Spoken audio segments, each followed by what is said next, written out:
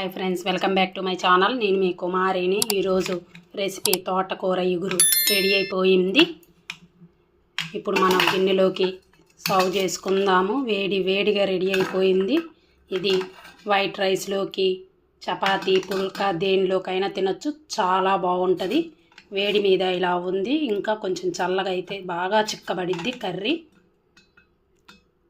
ఇగురు ఆకుకూరలు తినడం వలన హెల్త్ చాలా బాగుండిద్ది. ఇప్పుడు దీని తయారీ విధానం చూసేద్దామా? హాయ్ ఫ్రెండ్స్, ఈరోజు నేను తోటకూర చేసి చూపిస్తాను. తోటకూర ఇగురు చూడండి. ముందుగా నేను ఒక 2 కట్టలు తీసుకొని ఇలా సన్నగా తరిగి శుభ్రంగా వాష్ చేసి పెట్టుకుందాం ఆకుకూరని. ఇందుకు నేను ఒక టమాటో కట్ చేసి పెట్టుకున్నాను, ఒక ఆనియను, కొంచెం చింతపండు, ఎందుకంటే టమాటో తగ్గించి కొంచెం చింతపండు యాడ్ చేస్తున్నాను. ఇప్పుడు మనం వాటర్ అంతా వంపుకొని ఇలా గిన్నెలోకి తీసుకుందాము. వాటర్ అస్సలు ఉండకూడదు.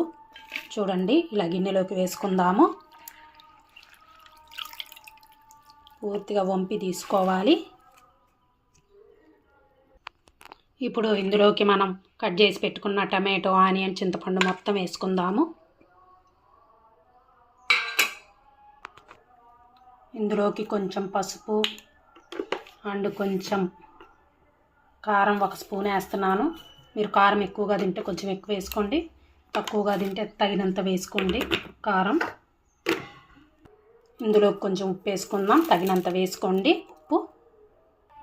ఇప్పుడు స్టవ్ ఆన్ చేసి దానిపైన గిన్నె పెట్టుకున్నాను. తోటకూరలోనే ఆల్రెడీ వాటర్ ఉంటాయి, కొంచెం వాటర్ వేయండి, ఉడికిద్ది. ఆకుకూర బాగా ఉడకాలి.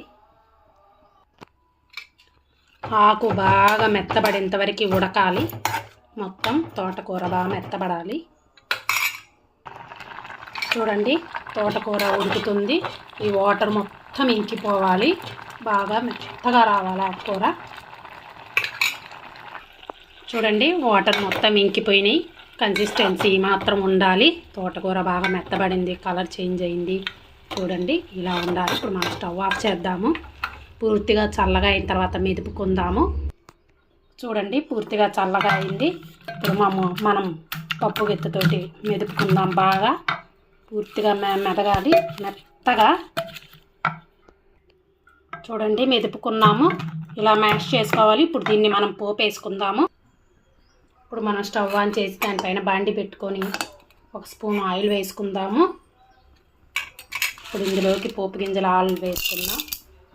శనగపప్పు, మినప్పప్పు అండ్ పొట్టు మినప్పప్పు, ఆవాలు, జీలకర్ర వేసుకుందాము. కొంచెం వేగనిద్దాము దీన్ని. చూడండి, పోపు గింజలు వేగిపోయినాయి. ఇప్పుడు మనం సన్నగా తరిగి పెట్టుకున్న ఆనియన్ వేసుకున్నాము. ఒక హాఫ్ చేస్తున్నాను నేను.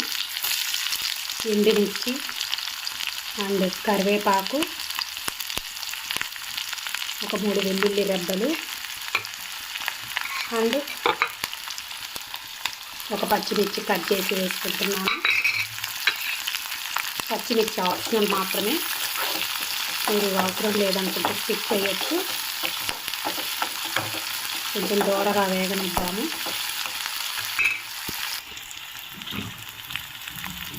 చూడండి, దూరగా వేగినాయి.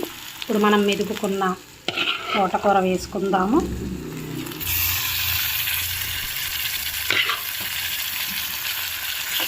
మొత్తంలో ఒకసారి కలుపుకుందాము. చూడండి, మొత్తం కలుపుకున్నాము. ఇందులో కొంచెం గిన్నెలో వాటర్ వేసుకొని ఇలా మొత్తం తిప్పుకోండి. అడుగునారా కొరగా ఉంటుంది కదా, ఇలా వేసుకోండి. మళ్ళీ ఒకసారి మొత్తంగా కలుపుకోండి. మీకు ఉప్పు సరిపోకపోతే ఇంకొంచెం యాడ్ చేసుకోండి, తగినంత వేసుకోండి సాల్ట్. ఇది ఒక 5 మినిట్స్ బాగా మగ్గనిద్దాము కర్రీని. చూడండి, బాగా బబుల్స్ వస్తున్నాయి. కర్రీ కూడా బాగా చిక్కబడింది. తోటకూర ఇగురు రెడీ అయిపోయింది. ఇప్పుడు మనం స్టవ్ ఆఫ్ చేద్దాము. ఇది కొంచెం చల్లగా అయిన తర్వాత ఇంకా చిక్కబడిద్ది. ఈ మాత్రం ఉండాలి కన్సిస్టెన్సీ. ఆకుకూరలు తింటే చాలా మంచిది, హెల్దీగా ఉండిద్ది. నా వీడియో కానీ మీకు నచ్చినట్లయితే ప్లీజ్ లైక్ చేయండి, షేర్ చేయండి, కమెంట్ సెక్షన్లో కమెంట్ చేయండి. ప్లీజ్ సబ్స్క్రైబ్ చేయండి. Thank you friends. Bye bye.